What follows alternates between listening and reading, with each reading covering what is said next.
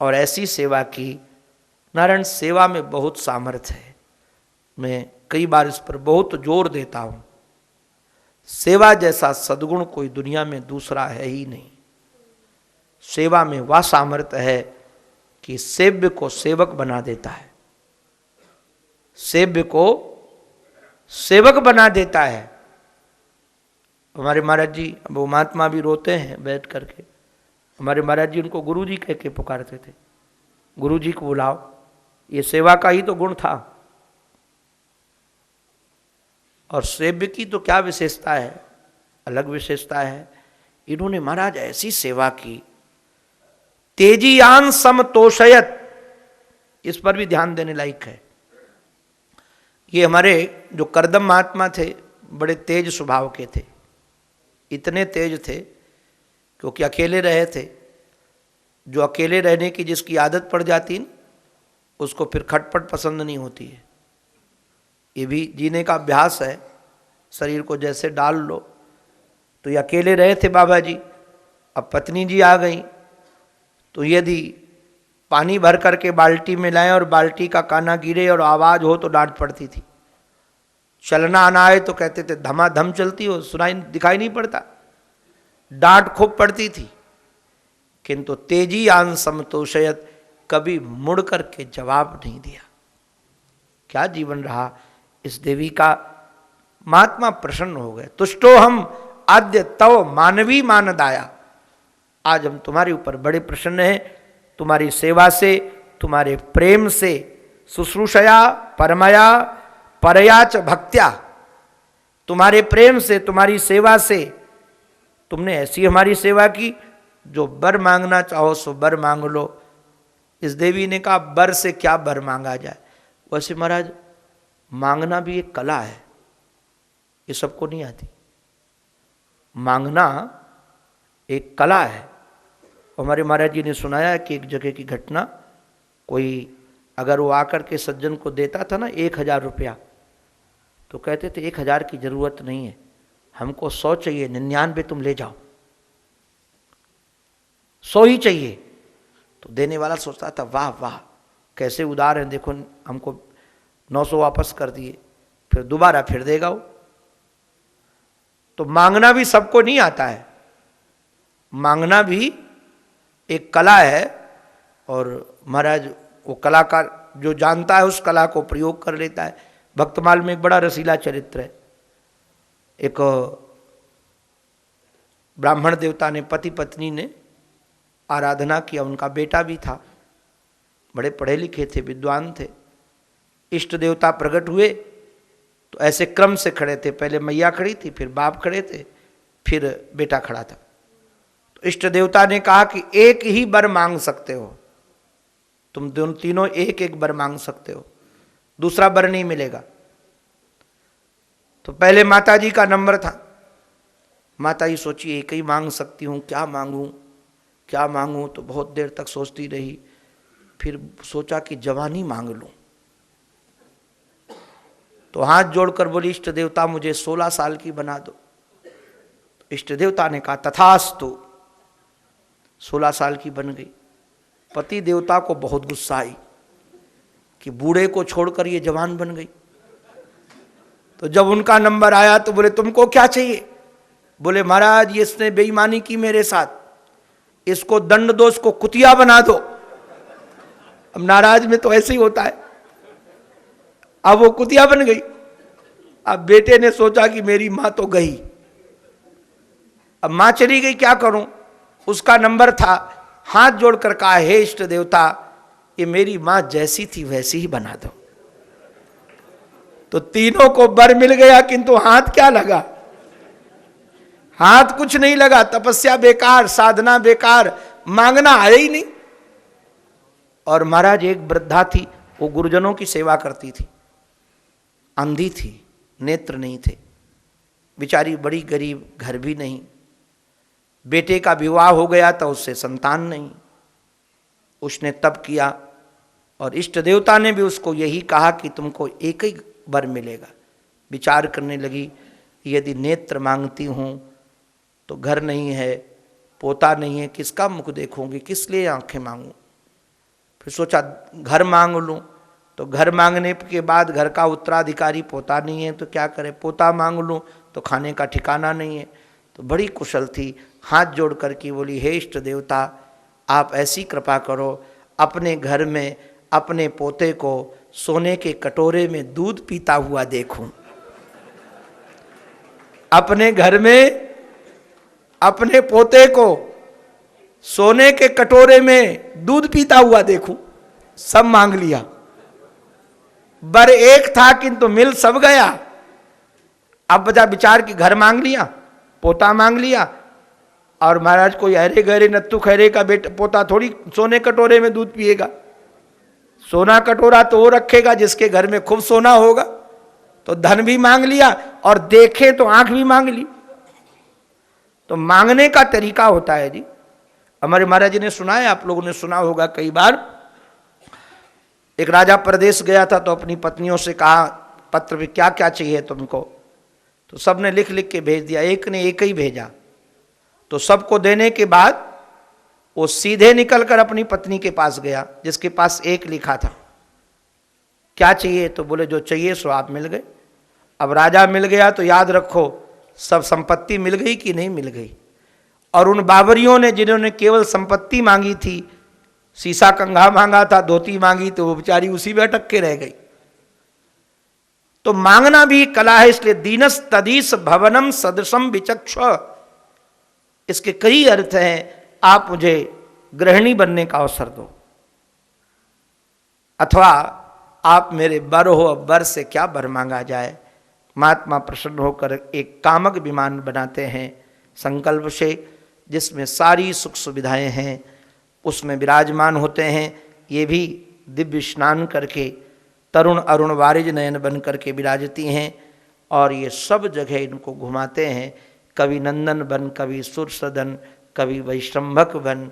नारायण ये तो दोनों का जोड़ा है, गृहस्थाश्रम तो, और एक दूसरे का परिपूरक भी है।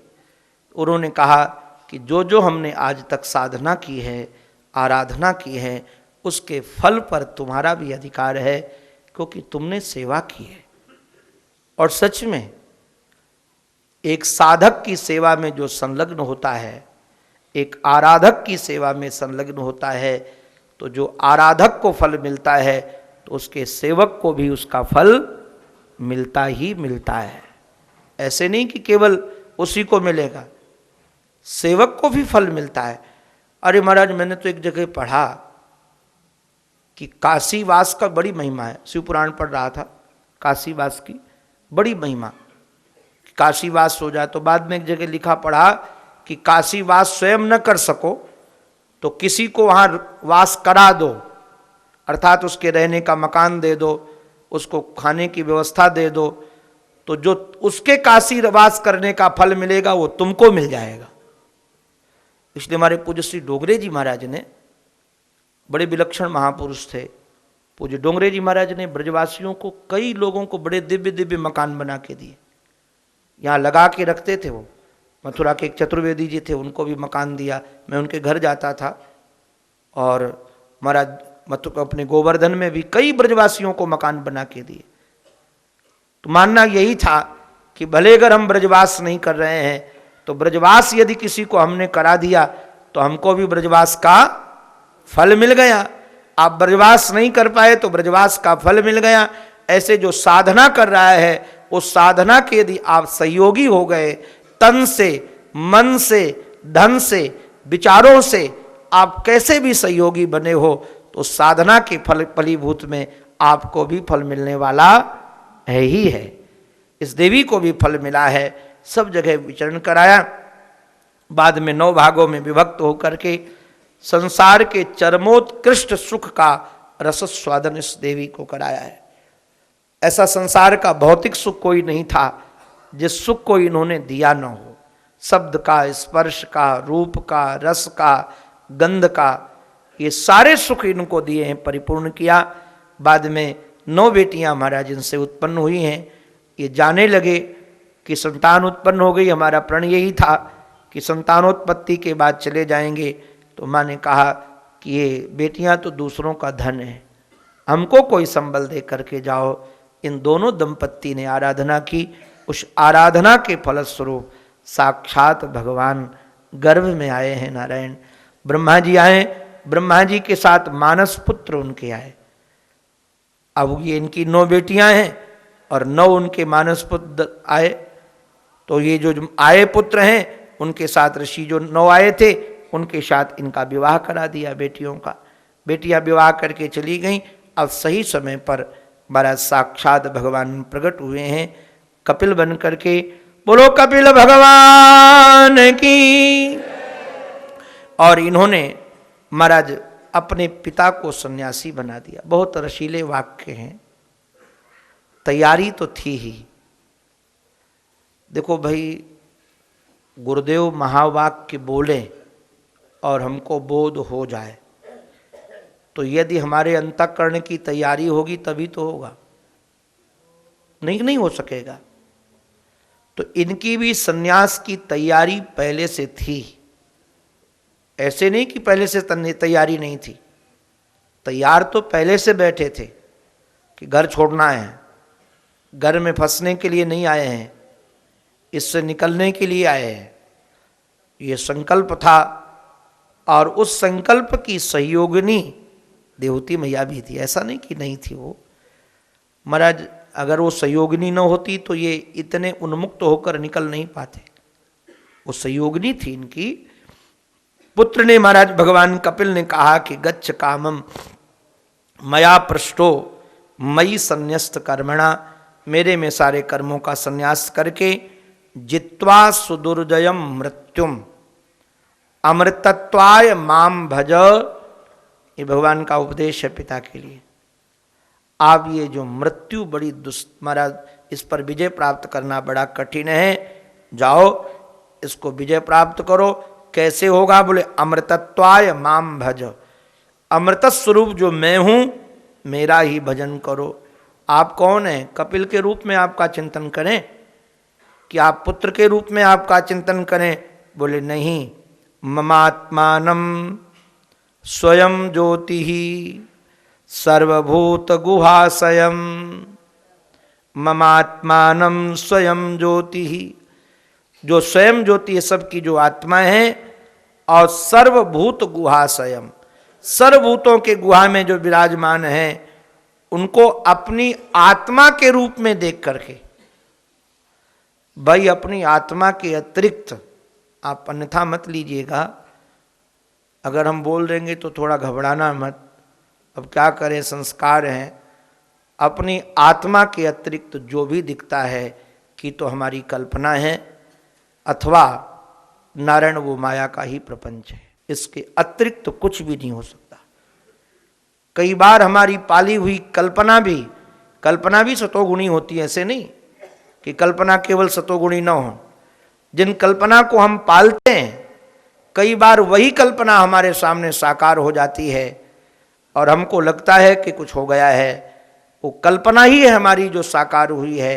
इसलिए कहा कि जो ममात्मानम मम आत्मानम, मैं ही आपकी आत्मा हूं, और यह चिंतन करें या देख करके शोक से पार हो जाओ, भय से पार हो जाओ। और पिताजी महाराज ऐसी तैयारी थी कि फट से पिताजी निकल पड़े और परिव्राजक बन करके पिताजी चले गए उसका चिंतन करते हुए। भगवान कपिल भी अपनी माँ के साथ नहीं रहे। माँ का साथ तो छोड़ा किंतु माँ का संकल्प जरूर किया। ये बहुत बड़ा महत्वपूर्ण है। माँ का संकल्प क्या किया, इसमें स्पर्श अक्षरों में वर्णन है। पितरी प्रस्थिते रण्ये मातुः प्रिय चिकीर्षया, पिता के जाने के बाद अपने माँ का कल्याण करने के लिए, प्रिय चिकीर्षया, प्रिय करने के लिए, कल्याण करने के लिए, तस्मिन बिंदु सरेत वाशीद, भगवान कपिल किल, भगवान बिंदु सरोवर के किनारे झोपड़ी बनाकर रह रहे हैं। और भगवान के चित्त में संकल्प है कि माँ को वैराग्य हो और माँ विमान छोड़कर मेरे पास आए और जिज्ञासा करे। और जब मैं उसको सुना, भाई बात ये, प्यास लगी हो तो पानी की कीमत है, और प्यास न लगी हो तो आपको कोई शरबत भी पिलाए तो अच्छा लगेगा। ज्ञान की जिज्ञासा हो और गुरु जी जब पिलाते हैं तो उसकी कीमत हमको होती है। हमको प्यास ही न लगी हो, हमको जिज्ञासा ही न हो, तो वाक्य कहाँ हमको महाराज आनंद दे पाएंगे। तो पहले जिज्ञासा जगे, इनको जानने की इच्छा हो और वैराग्यशालिनी बनकर आए। और भगवान का संकल्प काम करता है। माँ एक दिन विमान का परित्याग करके भगवान के पास जाकर प्रार्थना करती हैं कि दुष्ट इंद्रियों की सेवा कर करके हम परेशान हो गई हैं, आप कृपा कीजिए हमारे ऊपर, इन संसार के बंधनों को काट दीजिए। क्योंकि अपने व्रत के संसार बंधन को, तरु को काटने के लिए आप कुल्हाड़े के रूप में हो। भगवान प्रसन्न हो करके अपनी माँ को या दिव्य वचनामृत का पान कराते हैं। ये श्रवण सुधा का पान कराते हैं जो दिव्य है। वचनामृत, श्रवण सुधा, दिव्य रसीली सुधा है ये, जो अपनी माँ को हमारे श्री ठाकुर पिला रहे हैं।